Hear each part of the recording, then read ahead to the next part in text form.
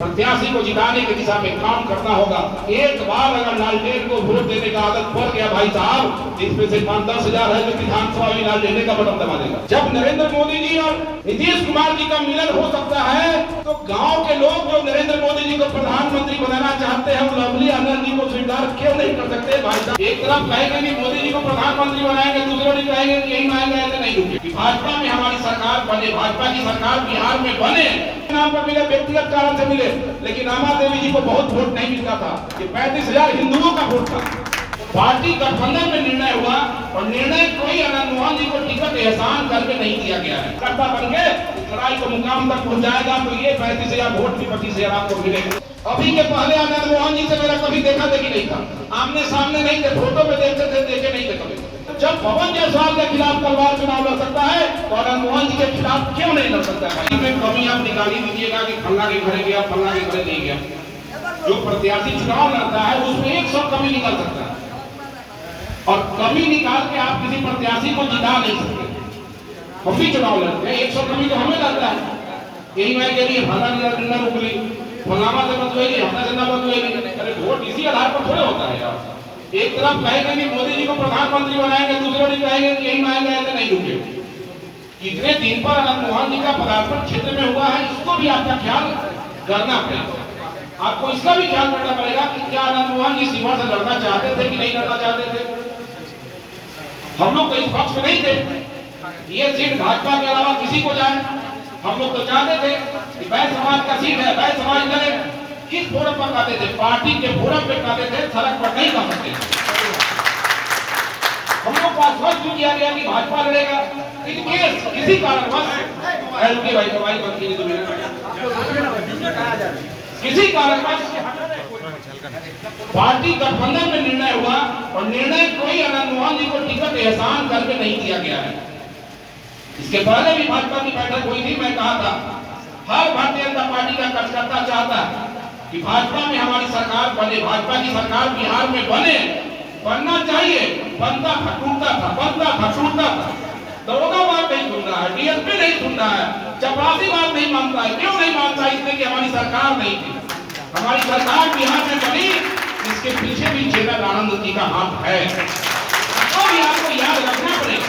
मैं भाजपा की बैठक में कहा था, मैं कभी भी आनंद मोहन जी से इस विषय पर बात करना नहीं चाहता। मैं कहा कि जब तक एनडीए गठबंधन की बैठक नहीं होगी हम अपना कदम प्रत्याशी के पक्ष में नहीं बढ़ा सकते। मैं लगातार जिला अध्यक्ष होगा, पहले कोऑर्डिनेशन की बैठक, मंजू देवी जिला अध्यक्ष है, हम के जिला अध्यक्ष है, जो भी है रालोसपा के हैं, सबको बैठा के कोऑर्डिनेशन बैठाइए। पवन जायसवाल आगे बढ़ेगा, बाबू जी आगे बढ़ेंगे, मोतीलाल जी आगे बढ़ेंगे, राजकुमार जी आगे बढ़ेंगे तो कहिएगा कि हम किए जाते। अरे हम हारते नहीं है, कार्यकर्ता को हम लोग इज्जत देते हैं। पीछे कुर्सी पर बैठे, आगे कुर्सी पर जिला अध्यक्ष को बैठाया है। हम लोग कभी आके नीचे बैठ गए, किसको उठाएंगे? सभी लोग वोट देने वाले हैं, वोट दिलवाने, किसको उठाएंगे? बोलने के टाइम में आते इनकी बड़प्पन। तो राजनीति में इन चीजों को प्रधानता देना पड़ेगा। पार्टी ने निर्णय किया, यहाँ पे सरकार बन गई, सीना तान के रहते हैं।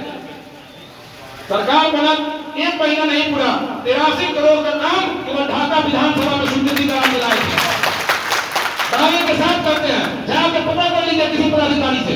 अरे काम सरकार बनने से ऊर्जा आता है, सरकार बनने से काम का स्कोप होता है। और लवली जी एमपी हो जाए तब, रामा देवी जी एमपी रहे तब। एमपी से जरूरत कार्यकर्ता को कम पड़ता है, इसमें कोई दुमत है क्या? जरूरत किसे पड़ता है? पहले गांव के वार्ड से, मुखिया से, समिति से, सरपंच से, जिला परिषद से, तब विधायक से, उसके बाद सांसद से। इसलिए मैं कहना चाहता हूं आपको, पवन जायसवाल तो दागदार होगा, लाल बाबू जी दागदार होंगे, मोतीलाल जी दागदार होंगे, जीतने के बाद भी होंगे, हारने के बाद भी होंगे, दोनों स्थिति में होगा। लेकिन जब हम लोग विरोध करते हैं तो ताल ठोक के करते हैं, मदद भी करेंगे तो ताल ठोक के करेंगे। जब पवन जायसवाल लड़ता है तो मेरे खिलाफ का वार करता है चुनाव। जब विधानसभा लड़े तो बिंदेश्वरी जी लड़े एक बार, दूसरी बार में प्रभुनारायण जी बैठे हैं लड़े, तीसरी बार में राजन जायसवाल आके लड़े। जब पवन जायसवाल के खिलाफ तलवार चुनाव लड़ सकता है तो आनंद मोहन जी के खिलाफ क्यों नहीं लड़ सकता है? भाई साहब लड़े, लड़ने की जरूरत है।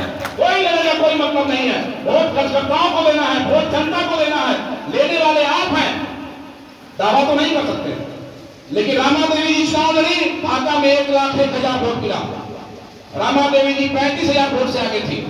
पवन जायसवाल चुनाव लड़ा, हमें भी 99,759 वोट मिला। मेरे जीत का अंतर केवल 10,500 था, रामा देवी जी के जीत का अंतर 35,000 था। ये 25,000 जो वोट था, ये वो वोट था जो हमें नहीं मिलता था, लेकिन मोदी जी के नाम पर रामा देवी जी को मिला था। और ये वोट कोई मुस्लिम समाज का वोट नहीं था। मुस्लिम समाज के लोगों से मुझे प्रेम हो सकता है, ढाका में है, हमें मुस्लिम समाज का कुछ वोट मिलता है, पार्टी के नाम पर मिले, व्यक्तिगत कारण से मिले, लेकिन रामा देवी जी को बहुत वोट नहीं मिलता था। ये 35,000 हिंदुओं का वोट था, जो पवन जायसवाल को नहीं मिला और रामा देवी जी को मिला था। आखिर ये 35,000 वोट आनंद मोहन जी को क्यों नहीं मिलेगा भाई साहब? कब नहीं मिलता? जब पवन जायसवाल अगुवाई करता, पवन जायसवाल कर्ता बन के इस लड़ाई को मुकाम तक पहुंचाएगा, तो ये 35,000 वोट भी 25,000 आपको मिलेगा। बैठे राम प्रसाद जी चुनाव लड़े, इनको भी 11,000 वोट मिल गया। दूसरी बात में पहली बार 19,000 मिला। जब राम प्रसाद जी मंच पर है तो 11,000 तो ये पूरा करेंगे।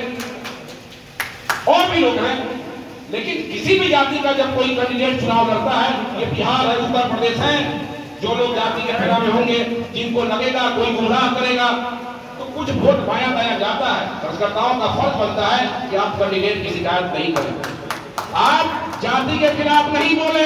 कान खोल कर सुन लीजिए भाई साहब, मैं कह दे रहा हूं, रणधीर जी के भाई चुनाव लड़ेंगे, आप अगर राजपूत के खिलाफ बोलिएगा तो दूसरा भी राजपूत आपसे नाराज हो जाएगा। दिमाग में रख लीजिएगा जो लोग हैं। आप बैल समाज के खिलाफ नहीं बोलेंगे, आप दलित के खिलाफ नहीं बोलेंगे, आपको जोड़ने की जरूरत है। अंतोगतवा जब मोदी जी का प्रोग्राम होगा, लोग ऊपर देखेंगे, नीचे में बहुत लोग देखने वाला नहीं है। देश को सुरक्षित हाथों में देना चाहता है हिंदुस्तान की जनता। जब नरेंद्र मोदी जी और नीतीश कुमार जी का मिलन हो सकता है, तो गांव के लोग जो नरेंद्र मोदी जी को प्रधानमंत्री बनाना चाहते हैं, वो लवली आनंद जी को स्वीकार क्यों नहीं कर सकते भाई साहब? नीतीश कुमार जी ने इस्तीफा दे दिया था कि मोदी जी प्रधानमंत्री बन के आएंगे तो हमको जाना पड़ेगा प्रोटोकॉल में, और इस्तीफा दे दिए। कह जाओ माली जी आप बोलिए प्रधानमंत्री मैं नहीं जाऊंगा, नहीं तो हमको जाना पड़ेगा। लेकिन आज नीतीश जी और मोदी जी एक दूसरे की चीजों को भूल के बिहार के हित में, देश के हित में अगर बेहतर निर्णय कर सकते हैं, तो चाहे पवन जायसवाल के लोग हो, चाहे आपके लोग हो, चाहे उनके लोग हो, आपको निर्णय लेने में कौन सी बाध्यता हो सकती है? क्या कमी हो सकता है? कमी यह हो सकता है नरेंद्र मोहन जी हमको नहीं चिनेंगे। अरे भाई नहीं चिनेंगे, इसीलिए तो कहे कि पहले कोऑर्डिनेशन की बैठक कराइए कि जिला स्तर के पदाधिकारियों को, प्रखंड अध्यक्षों को, प्रखंड कमेटी के लोगों को, बूथ अध्यक्षों को, कार्यकर्ताओं को ये पता चले कि नरेंद्र मोहन जी हमारे सांसद थे, 26 साल पहले थे। बहुत लोग हमसे आज तक भेंट नहीं था कभी आपने सामने। आप आश्चर्य करेंगे कि विधायक जी झूठ बोलते होंगे। अभी के पहले नरेंद्र मोहन जी से मेरा कभी देखा देखी नहीं था, आमने सामने नहीं थे, फोटो में देखते थे, देखे नहीं थे कभी। हमसे नहीं है तो बहुत कष्ट करता है। बच्चा से सियान हो गया होगा, वोटर हो गया होगा, उनका भी जुड़ाव होना चाहिए। जुड़ाव केवल विधायक तक सीमित होगा तो लड़ाई कठिन होगा। इसलिए हम आग्रह करेंगे कि जिला अध्यक्ष जी और हम लोग के प्रत्याशी भी बैठे हैं, दोनों लोकसभा के प्रभारी हैं। संयोग से भैया राणा रणधीर भाई का नाम छूट गया, जो यहाँ के सह प्रभारी हैं। आप लोग से आग्रह है कि आप लोकसभा स्तर पे 11 की कमेटी बनाइए, सभी दल के लोगों का लेके। तीनों जिला स्तर पे 3 जिला है, शिवर, सीकर, मंडी और मोतिहारी जिला अध्यक्ष है। सभी दल के लोगों के साथ 11-11 की कमेटी बना दीजिए और स्वतंत्र कीजिए उन लोगों को चुनाव लड़ने के लिए। प्रत्याशी को स्वतंत्र कर दीजिए घूमने के लिए, जहां जाना चाहते हैं। प्रणाम करना जरूरी है, बहुत बड़ा क्षेत्र है, 250 के करीब पंचायत पड़ेगा, 1800 गांव सुनते हैं। हम लोग तो कभी इस पर काम किए नहीं है, लेकिन हम एक एमपी साहब का विश्वास दिलाना चाहते हैं दोनों आदमी को कि ढाका को 1 लाख वोट पवन जायसवाल को यहाँ के कार्यकर्ताओं ने, और केवल भाजपा के कार्यकर्ताओं ने नहीं, हम विधायक बने तो जनता दल यू के साथ गठबंधन था और जनता दल यू ने भी ईमानदारी से पवन जायसवाल को विधायक बनाने में काम किया। तो भारतीय जनता पार्टी के कार्यकर्ताओं का भी फर्क पड़ता है कि जब पवन जायसवाल का लंबा लंबा बात आप सुन रहे हैं, तो इसमें जनता दल यू का भी हाथ है। तो आप भी लंबा लंबा बात को जारी रखना चाहते हैं, तो आपको भी अपने में मजबूती से प्रत्याशी को जिताने की दिशा में काम करना होगा। एक बार अगर लालटेन को वोट देने का आदत पड़ गया भाई साहब, इसमें से 5-10 हजार है जो विधानसभा में लालटेन का बटन दबा देगा। ऐसा मौका क्यों दीजिएगा, क्यों देने की जरूरत है? देखिए, तीर छाप को मुसलमान का वोट मिल सकता है। मेहनत की जरूरत है। खाली साहब, आपको प्रभारी बनाया गया है, नीतीश जी ने बनाया, तो बड़ी जिम्मेवारी के साथ आपको बनाया है। एक समय था जब मुस्लिम समाज के लोगों का बहुत वोट नीतीश जी को मिलता था। यहां अकलियत समाज का 1,10,000 1,20,000 वोट है, यादव समाज का 25,000 वोट है। मैं तो दूसरे विधानसभा की बात नहीं करूंगा। उसके बावजूद सबके सहयोग से 1 लाख वोट तक हम लोग पहुंचते हैं। उसमें मुस्लिम समाज के लोगों का ही वोट होता है, लेकिन वो वोट बढ़े इसके दिशा में मुस्लिम समाज पर मेहनत करने की जरूरत है, ताकि जो लड़ने वाले कैंडिडेट हैं कुछ वोट अगर उनमें चाहता है तो उस वोट से उसकी पूर्ति करने में सफल हो जाएंगे। बहुत विषय नहीं है। अब सभी लोग से आग्रह करेंगे कि चुनाव कै तारीख को है पता है, नॉमिनेशन कै तारीख को है पता है, मालूम है?